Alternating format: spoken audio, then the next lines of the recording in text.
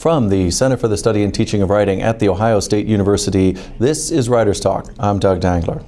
I'm here today at the Ohioana Book Festival, the 2013, and I am talking to Raul Ramos y Sanchez, a author with 3 novels, the most recent being Poncho Land. Welcome to Writers Talk. Glad to be here.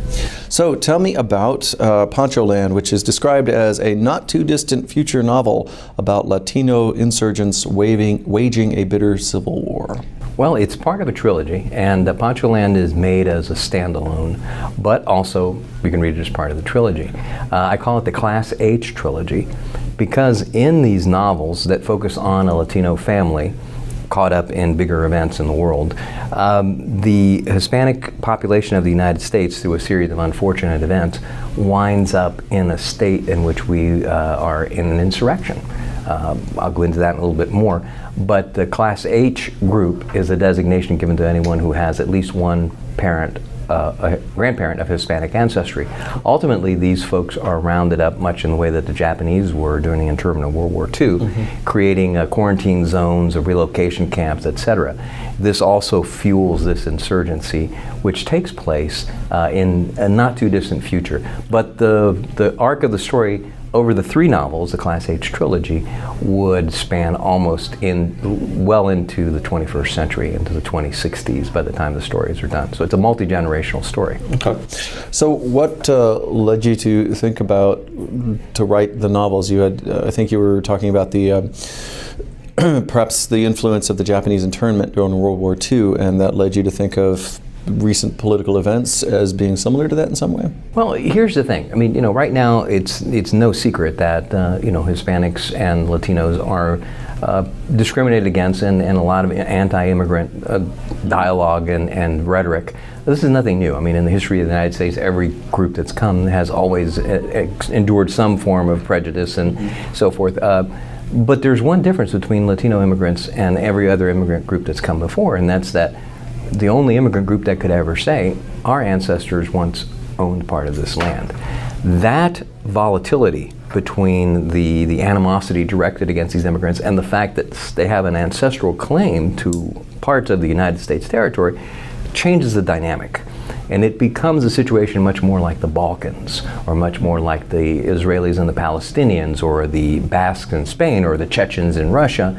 You now enter an ethnic conflict.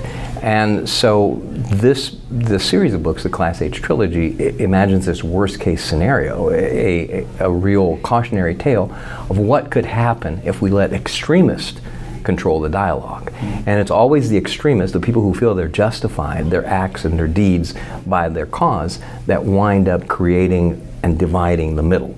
And so this family that's at the core of the 3 novels is a 3rd-generation Mexican-American family, barely speaks any Spanish, and yet over the course of this novel they're forced to choose which side they're going to be on. And ultimately the mainstream side rejects them. They have no choice whatsoever, even though the protagonist is a Afghan war vet. He is living the American dream, but finds that once the extremists take over and the violence begins, then he has no choice but to choose sides. And that's that's what I want to avoid. That's the future that I paint and want to create as an alternative, a road we don't want to take. Okay. Now that you've got the book published, what's been the reaction to it? I mean, are there people that see both sides in terms of they see what you're getting at, is what I mean, and the sort of extrapolation of current events? What's that reception been like in either of the communities? I think three basic reactions. One is people who get it. Yeah, they see it as a cautionary tale. One reviewer called me a grandchild of George Orwell because of using a dystopic future, the cautionary tale. And the others have been people who are fearful.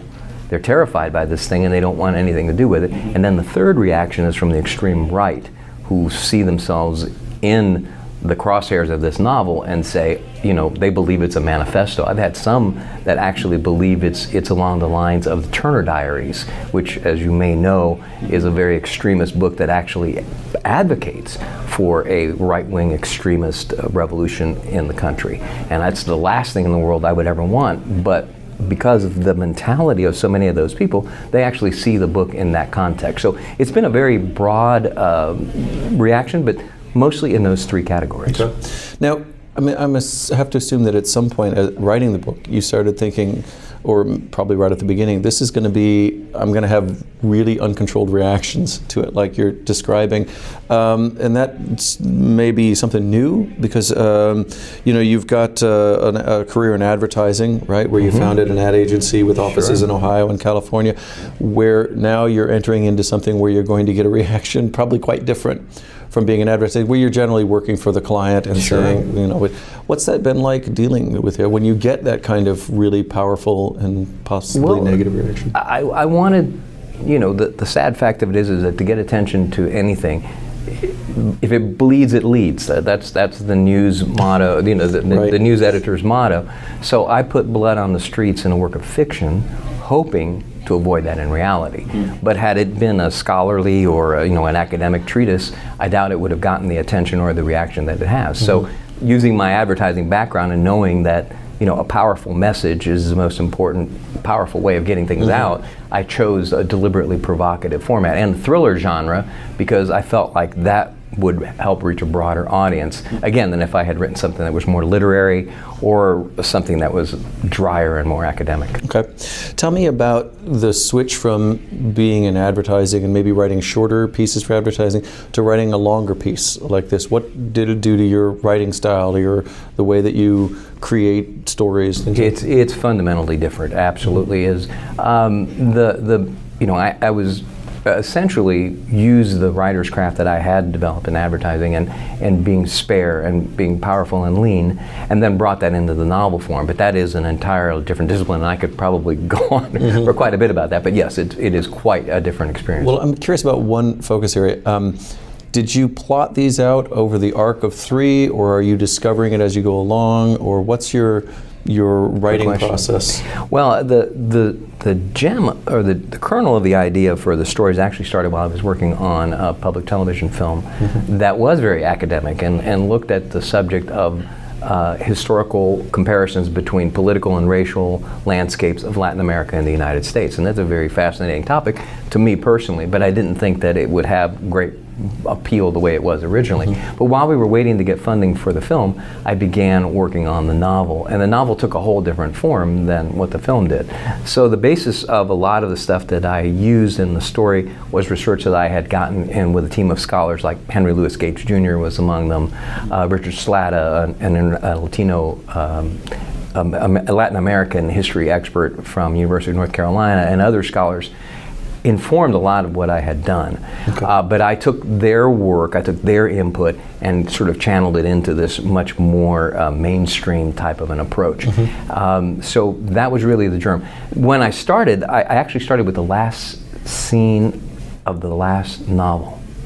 And I imagine this situation, and I don't want to describe it because obviously that gives away a lot, but I've been working backwards from that ever since. And as I started fleshing out that, I realized that there was way too much to try and cram into a single novel. So from that point, I decided it would be a trilogy. Do you ever feel like, geez, I've written this last scene, what if I want to deviate from it a little bit? Or is you this sense of, if that's the last scene, there's no deviation, it all will unfold? Because that's got to be in some ways sort of a, I mean, writing is good for the people when it's structural, right? But I can also see it like, oh, all of a sudden I don't want to do that last scene. No, I always felt like the last scene was integral to the whole story, because it in itself, it told everything that led up to it, and it encapsulated what I hoped was the perspective that I wanted to bring. As a Midwesterner who happens to be Latino, I have a foot in the world which is very mainstream. My English skills and even my appearance let me blend in quite well with mainstream America. Yet at the same time, I can go into any Latino community, for the most part, start speaking Spanish and make connections with people that the mainstream Americans don't have. So it puts me in a unique perspective to write about this kind of story, because I have a foot in both of those worlds. And at times, they can seem very, very similar, and at other times they can seem very, very far apart. And that's part of what I hoped that the books would reveal. Okay. Well, that sounds great. So you've got the first novel came out, you started writing in 2004, America Libre. You've got House Divided and Poncho Land are now all out. Yes. And people can get them. And we hope that they will and that you will have success with that. So Raul Ramos y Sanchez, thank you very much for being here today on Writers Talk. It's been a pleasure. And from the Center for the Study and Teaching of Writing at The Ohio State University, this is Writers Talk and Doug Dangler. Keep writing.